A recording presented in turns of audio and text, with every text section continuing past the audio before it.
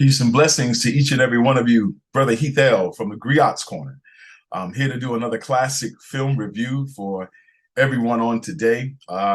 Today we're going to be doing a film review of the 2006 George Miller directed Happy Feet, which is a children's classic. In fact, it's probably even some adults classics. It's one of my favorite movies, done in 2006. And I know some would probably say, well, isn't this movie specifically dealing with, children and speaking a message to children? Well, I would say yes, but it's also a universal message, not only for children, but for adults, to remind them to embrace, to accept, to operate in the uniqueness of what you have been created with the ability to do, and do it without question, without debate, without trying to justify who and what you are, but just operate and flow in your gift. That's what this film really addresses and deals with. The choreography that Mumbles does in the movie was choreographed by renowned choreographer and dancer Savion Glover. It was actually his movement of the feet that you see Mumbles doing in the movie. And so let's look at it. Let's look at first, I want to look at the cast of characters that made up this phenomenal film. I want to first acknowledge the tremendous vocal performances of the late, great Robin Williams, who played the roles of Lovelace and Ramon, which was phenomenal. The late actress Brittany Murphy, who played the role, or voiced rather, the role of Gloria. Elijah Wood, we remember him from the Lord of the Rings movies, who did the voice of Mumbles. Hugh Jackman, who was portrayed or gave the voice for Memphis, who was Mumbles' father, and Nicole Kidman, Norma Jean, who did the voice for Norma Jean, who was Mumbles' mother. Another renowned actor I wanted to mention that was in this film was Hugo Weaving. Many of you may know and remember Hugo Weaving playing Mr. Smith in the Matrix trilogy series movies. He portrays or voices rather Noah the Elder. And it's a pretty simplified story. Mumbles is born to Memphis and Norma Jean. This community rather was a community, and I believe even within real penguin communities, they mate or they attract one another through singing. And so in the context of the movie, it was called their heart song, and everybody had a heart song. And so throughout the movie, you see they would sing to one another. And so Memphis and Norma Jean share their heart song, and they find compatibility, and they come together. And of course, Mumbles is born as a result. Mumbles comes out. He's excited. He wants to be a part of this community. But he discovers when he tries to open up his mouth to sing, oh, mercy. He crucifies notes. He puts harmonic combinations in the electric chair. He can't sing a lick, but his heart song is not in his voice. Mumbles' heart song is in his feet. And so whenever he gets excited, whenever he's moved by the unction of the spirit, if you will, he begins to dance and dance. And so Gloria, who grows up with Mumbles, is attracted to that uniqueness of who Mumbles is. But of course, being a part of the collective of the society, you were considered within this society.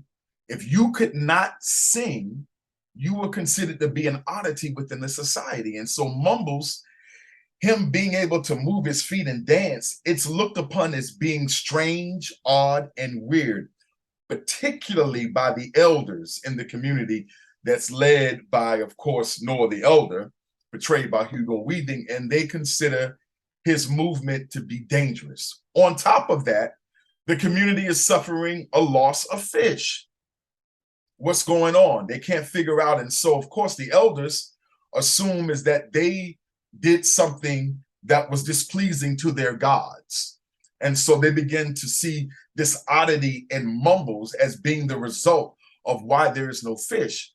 Mumbles, of course, speaking reasonably, thinking reasonably, saying, no, there's another reason why there's a shortage of fish.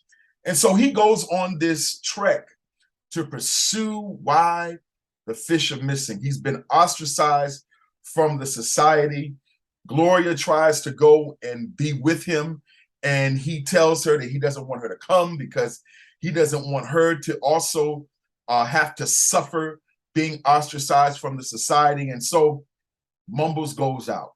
He ends up on a beachhead near a complex, near a city. He's taken in, he's put in an aquarium. And while he's trying to reconcile where he is and understands that he's in a prison, if you will, he begins to conform to the environment that he is now in. And then one day, he hears this knocking on the window. And because of, again, that's his gift, Mumbles begins to pat out the rhythm on his feet. And so ultimately, it's discovered that he has this unique ability. He's given a detector patch on his back, sent back out into the community where he's from. And it results in his gift being the one thing that ends up saving the community and returning the return of the fish, because it's discovered that, well, that the quote unquote aliens, if you will, were responsible for doing a lot of fishing in that region, and they were depriving the local community, the local animal community, of access to fish. What's more interesting about this movie, again, is the fact that Mumbles, the character of Mumbles, is in a society that does not regard his uniqueness as being divinely special. It's real unfortunate that we still live in a community where if you are unique, if you are distinctive, if there's something that many would consider peculiar about how you do things, how you are, your way of being, instead of trying to celebrate it, understand it, be encouraged by it, when most of the time when uniqueness is not understood, it's feared. And when it's feared, it's rejected. And so what comes out of this movie, Happy Feet, is how it takes courage of the one who has that peculiar, unique ability to not be concerned about how it's accepted, how it's misinterpreted, how it's reviewed, that you operate in the fullness of what you have been blessed to do. And so again, as I stated earlier, this movie is not just addressing what children should be aware of in terms of embracing their unique abilities and gifts, but as adults, as human beings, each and every one of you that's listening right now, there is something that is Mumbles peculiar about who you are, that does set you apart, that does cause you to stand out. And just maybe you have worked so hard throughout your life trying to conform to a social or cultural paradigm that does not fully embrace the uniqueness of who you are, that you just fell in line and you've never stepped out and done that which is within you to do. And maybe a movie such as Happy Feet, this children's animated movie, came out in 2006. You know, maybe this movie could be one to just remind us that we are uniquely and wonderfully created. If I was using a biblical scripture, I am fearfully and wonderfully made. And that's what this movie, Happy Feet, accentuates. So if you've seen it, go back and take a look at it. I watched it the other day and I just fell in love with it all over again. Again, the music alone is gonna really get you, particularly if you love music. I Wish by Stevie Wonder, Boogie Wonderland by Earth, Wind and Fire, Somebody to Love by Queen, Kiss by Prince.